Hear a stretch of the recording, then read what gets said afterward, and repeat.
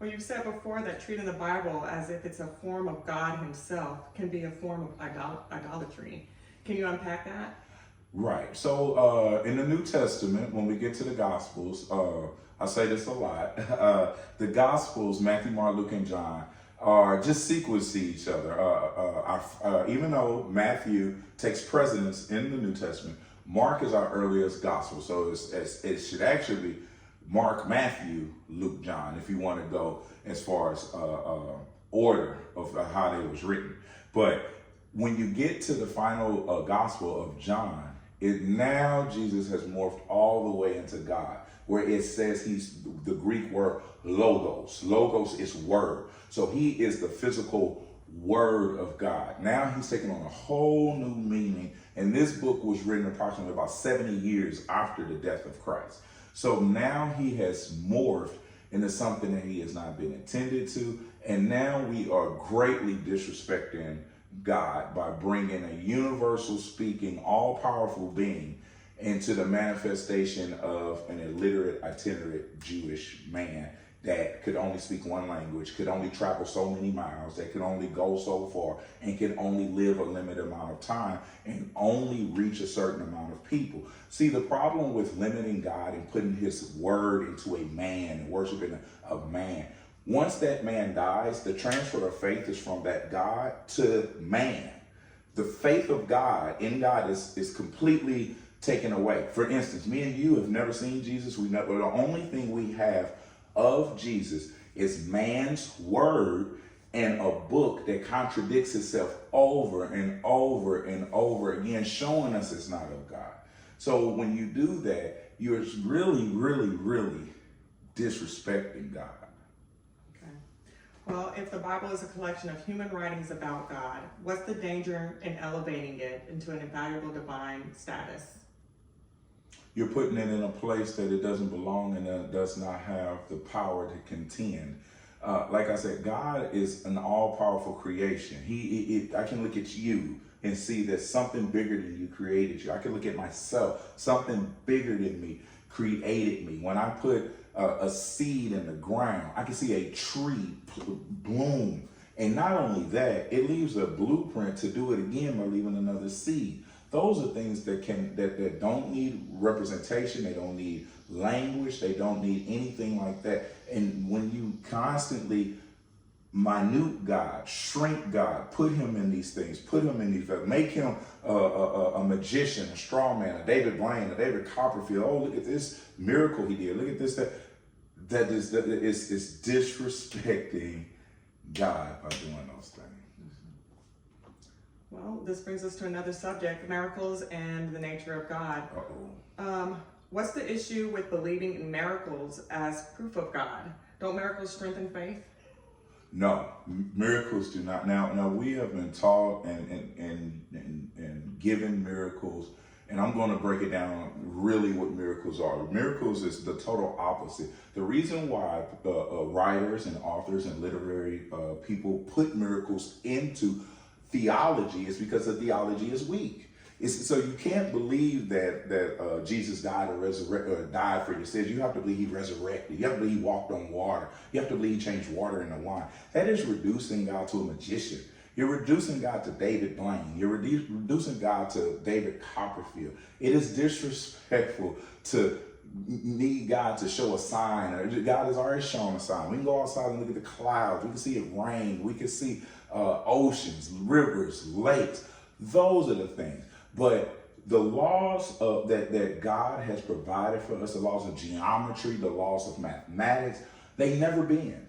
If we put 100 girls into a room and no man goes in that room, guess what? None of them are going to get pregnant.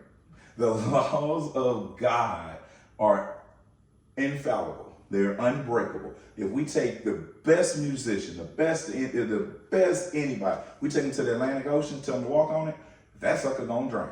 The laws of God are unbreakable. And like I said, when you're dealing with a miracle, you're not dealing with faith in God no longer. You're dealing with faith in man. If Peter saw Jesus walk on water, he is telling me, I didn't see it. So I have to believe Peter. to believe Jesus walked on water. I don't believe you. I'm sorry, you can't get mad at me for not transferring my faith of Jesus to you telling me something Jesus did. If Moses splits the Red Sea and I'm not there, I have to believe you or this book. And I've never seen a sea split. So you think that focusing on miracles actually shrinks our view of God? When you look at it in totality, yes, you can see that man is put. You can see that it's a weakness in your theology, it's a weakness in your point. So you have to put these gimmicks in. You have to throw this in because what you actually want me to believe in. Because let's just say Christianity, they're not wanting me to believe in the miracle. They're wanting me to believe in the fact that Jesus died for my sins. But they have to throw these miracles in to help me believe that, because the thought of that breaks the laws of God. I've never seen a man get up from the dead. I've never seen a man walk on water. I've never seen a man take 5 loaves of bread and turn it into 5,000. I've just never seen this. And because I haven't seen it, I have to believe man and it takes the faith in God off of God to man. God doesn't do that. He's always faithful to you. I'm always going to be able to look at the stars in the sky and see God. I can see multiple planets. Those type of things never change. Me taking a pin, dropping it to the ground, gravity is unbreakable. God is unbreakable. But listen to what you're asking for a miracle. I'm asking you to take the faith that the laws of God have been broken. You didn't see it, but believe in man to believe it happened. That's not of God. Okay. So in your view, what does it actually look like to respect God? And how is that different from just defending the Bible or miracle stories? So we respect God by respecting his creation. I believe that we take care of our helpless life. We take care of the planet as best as we can. We take care of ourselves. We respect his creation. We respect each other. We respect life. We respect our common man. We don't hurt each other. And you also, as people, you have, as a mother, as a father, you have a goal, a duty to try to push the envelope for your children to be better than you, to put the next generation ahead of you. That is your goal. That is your sole focus. When you die, if you've done that, you've lived a good life. That is how we respect God. That is how this world keeps evolving in a peaceful manner. Okay, so do you think God would rather be believed in because of a supernatural event, or because his moral truth resonates with the human heart? We have to retool our thinking of what God is. We're so locked in on this Christian narrative of a God sitting on this high hill and we're downhill and he just manipulates. No. God is a set creation. The sun, the moon, the stars, the axis of the world, the wind, all of that is within God. He's not, in my opinion, I'm a deist, and as a deist, I do believe in a creator, but I don't believe that there's any interaction or anything like that. So the way that we push the envelope forward is pushing our selves on to the next generation, our good thoughts, our good morals, our good values. We plug that in, push them to learn as much as they can, to broaden their thoughts as much as they can. That is what excels, and that is what pleases God. Okay. Well, if someone's watching this and wants to shift from a miracle-dependent faith to a truth-based faith, where should they start? You should start with themselves. That's a very good question. That's a tough question to answer, because your faith and your spirituality is the self-journey. And my whole goal is not to crush anybody's belief. It's just to make them think in logic and reason. So that's not something I don't think I can actually answer. But my goal is to say, this thinking, when you get to set religion, and I know we just deal with Christianity, but Islam, Buddhism, Hinduism, all religions are just a form of control, or a set of theological, dogmatic barriers to control you. Think about what is forbidden in the Bible. What is the first sin of Adam and Eve? What is the name of the tree that God outlaws from them? Mm-hmm. The tree of knowledge and good and evil. Think about that. What is the first word that is forbidden? You can do anything you want. You just can't do what? knowledge. You can't think. And that has been the Achilles heel of all religions for the beginning of millennia. Stopping people from thinking. The word orthodox literally means like straight line.